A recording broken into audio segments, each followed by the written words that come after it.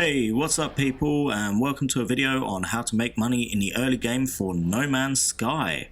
There's a lot to cover in this video, but first things first, I need to show you that this can be done very early on. As you can see, I've only played 26 hours so far, and I have already completed most of this, as well as playing through the missions. I haven't even got a quarter of the way through the story yet, got a new ship, or extended my inventory much at all, but this is all doable very early on. Now, there are multiple methods to make money, and early on another good way to do this is the chlorine refining method, and whilst it is a cheap and easy way to make money, it can absolutely crash the price of chlorine for a long time in your system, and so I prefer to use a method that doesn't tank the price of any vital resources and gets you a lot of money so you don't have to do it over and over again. So, I chose to make stasis devices and farm the living daylight out of the resources instead, to really reduce cost and get things done. Now, in order to do this, you do need to find a system with at least 3 planets, but the more the better. If you find a system with a large amount of planets or moons, it increases your chances of finding suitable places to set up bases and farm materials. For nitrogen, you either need a lush or a toxic biome.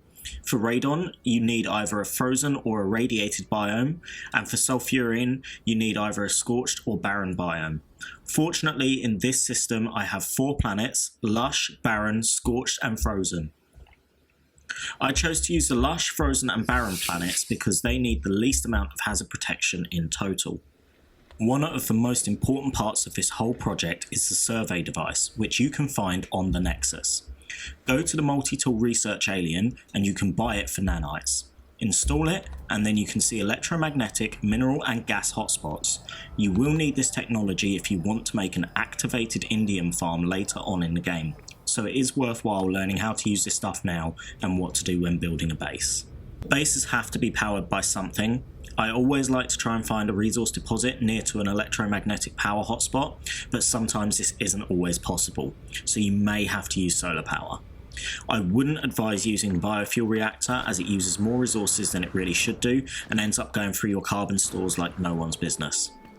Here I have a 6x6 electromagnetic power grid with each system running in tandem, connected to a grid of batteries for storage and relay back to the other parts of my base.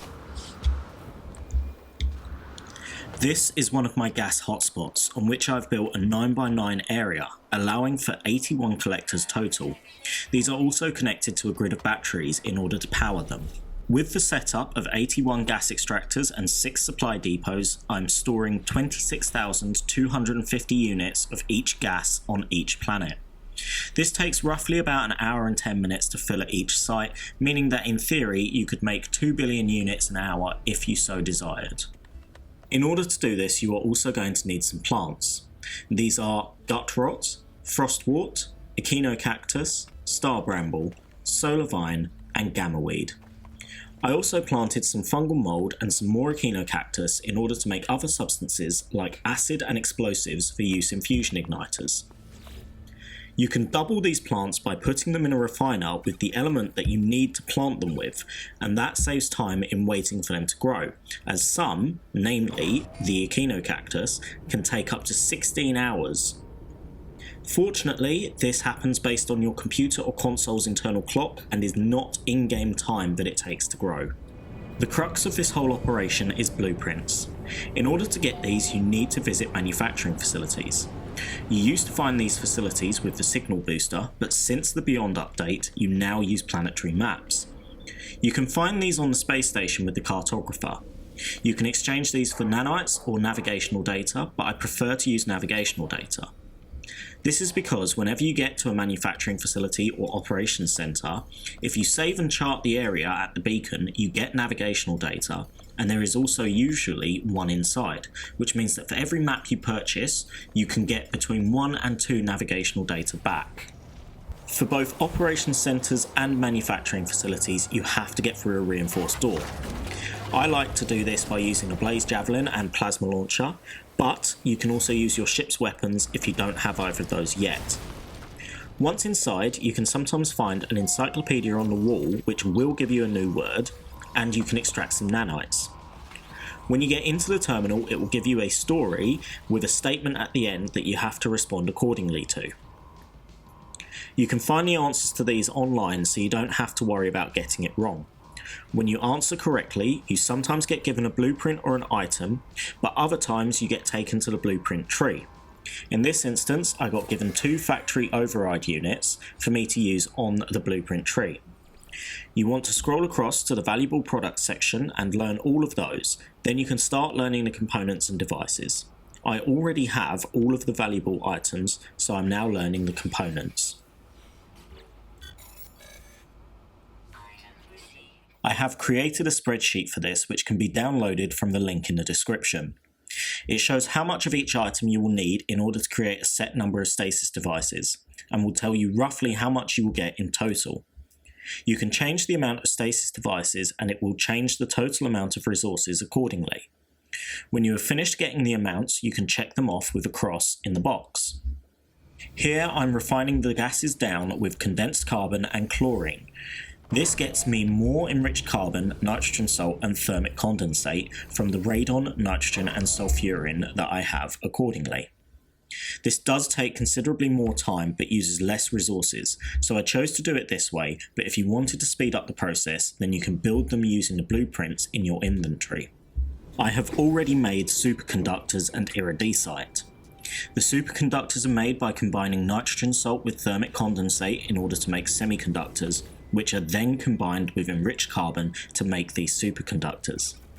These already sell really well, and most people do stop here in order to get quite a large amount of money, as each stack of 20 sells for around 30 million units. The iridesite sells quite well as well, at 3 million units for a stack of 20, and is made by combining magnogold, aronium and grantine together. I have also already created living glass from lubricant and glass, and circuit boards from polyfiber and heat capacitors.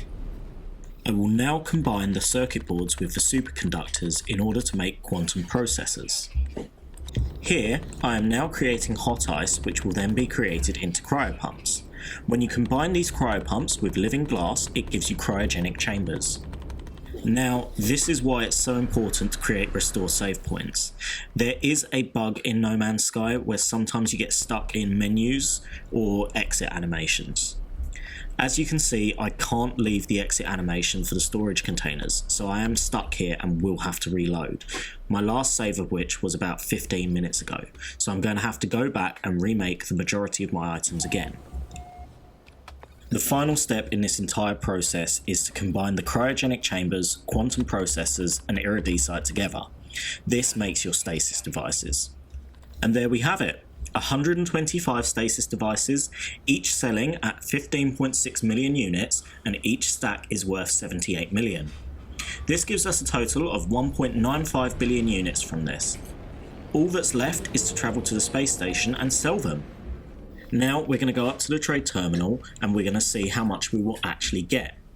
Now, this system's economy is a technology one, so all technology tends to sell less in it, but it is also a tier 3 economy, so it does have the most money, items and better stuff. In real terms, I'm actually going to get about 1.92 billion units here, so I could go and sell in a different system, but to be honest, for an extra 30 or so million at this amount, it's negligible. So that's a total of 1.92 billion units 26 hours into the game. This will set you up for the rest of the story, so you don't have to worry about money for the rest of it. Thanks for watching, and don't forget to like and comment for more videos and ideas.